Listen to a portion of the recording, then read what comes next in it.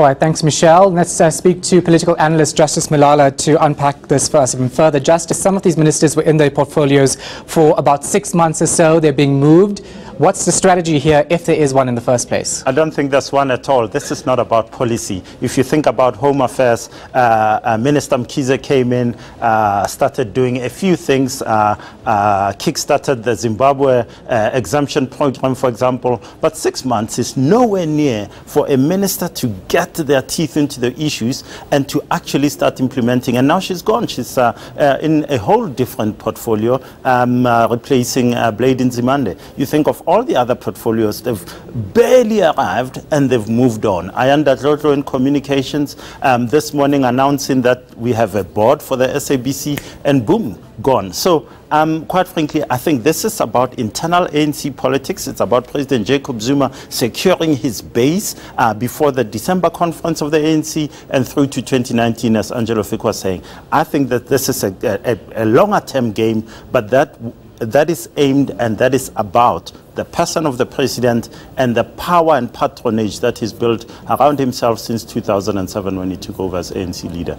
Now, if you look at that long-term personal gain, some would argue is really what's really happening here. What about the implications for the ANC in the long term in 2019 with moves like this, especially since the SACP says that it's going to contest or consider contesting the elections independently? Well, I mean, it's truly open warfare in the ANC, in the party and in cabinet. What you're looking at now, if you will go back to that eventful evening in March when the last cabinet reshuffle happened, Zweli Mkhize, Cyril Ramaphosa, Gwede Mantashe all said, we didn't know anything about this. We were presented with a piece of paper. We were told that essentially this decision was made elsewhere. So you have an ANC that's at war with itself. It's going into a highly contested national elections in December. Whether that happens or not is up for debate. And one of the things that might happen is a splinter, a split, a fracture of some sort of the alliance, and you might have COSATU and the SACP finally saying, you know what, we've had enough of this, we're going it alone. So for the ANC, all the chaos that is happening now, whether in the party or in government, is eating away, it's chipping away the ANC's leadership and supremacy. And what you might see in 2019 is an ANC that either goes down to the low 50s in terms of attracting votes, or a scenario where a new coalition arrangement exists in South Africa with the opposition parties that currently hold and that splinter or split from the ANC, making it some or other form of coalition formation. Let's look at the energy portfolio, given the controversy around the nuclear deal and plan of government. Putting David Mahlobo there, some would argue, was strategic for the president's benefit. Well, we know about Minister Mahlobo. We know that the Sunday Times reported a few weeks ago that he was on a junket with Kenny Kunene and Gayton McKenzie, where the gas deal was done. Humongous amounts of billions of rand involved in that one. We know that he has been a key ally of President Jacob Zuma in the NEC of the ANC, in the cabinet. We know that he has, over the years, essentially been one of the confidants of the president in whatever walk of life that the president has taken. So, in my view, this resuscitates the debates around the nuclear energy, the nuclear deal, and puts to the fore the gas deal approved by Minister Kubai when she was still in energy, and what happens now. I think that the eruptions you've seen in some of the state-owned enterprises around energy will essentially be under Minister Mahlobo, and we will see some very interesting things coming out of there. Just to your question earlier about what happens now, it would be interesting to see what the reaction of the SACP to the firing of Blade Nzimande is, because the SACP has been very principled, very clear about its stance on state capture of entities like those in the energy cluster.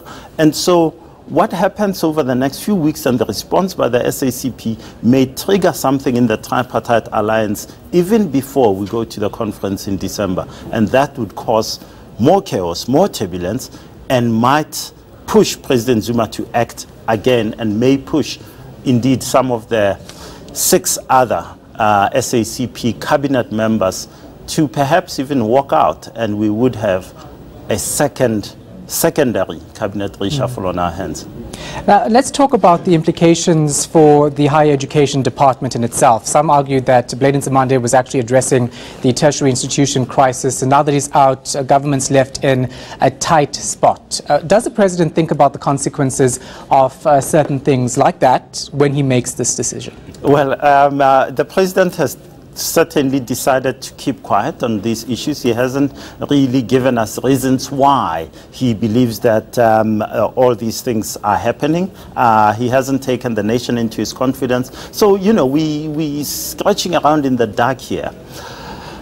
With regards to the higher education portfolio, we know what has happened over the past 3 years. Fees Must Fall has been at the heart and center of South African discourse. What happens now with the recommendations on fee-free higher education? Will it be announced or will it not be announced? The reports have indicated that actually the government will announce a fee-free higher education structure, and President Zuma was holding on to it for Dr. Nkosazana Dlamini Zuma to make the announcement. We just don't know.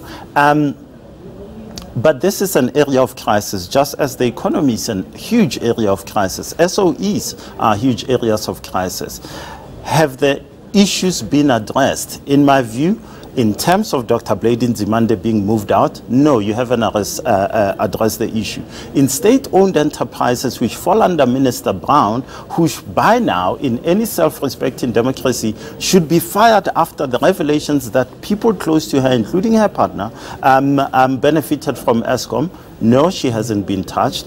And so what you have is a cabinet reshuffle that is schizophrenic, that is ununderstandable, that doesn't say to us, this is about the people of South Africa. It says to us, any analysis, any other way you cut this thing up, it's about the president and a power play and patronage in the state.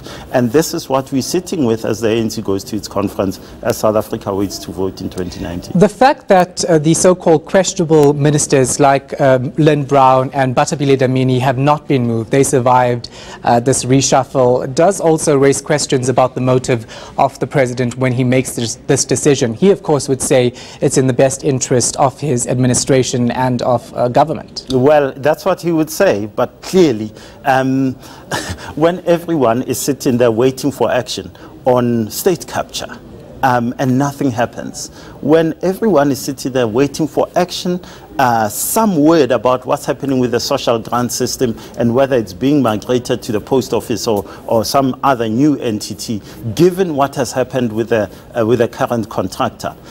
All these issues are not being dealt with. So what's in the interest of South Africa and what's in the interest of the president? The overwhelming view would be that this is not about the people of South Africa, that this moving about the deck chairs on the Titanic is really, that's all it is. It's President Zuma and himself and his family, and nothing to do with the people of South Africa.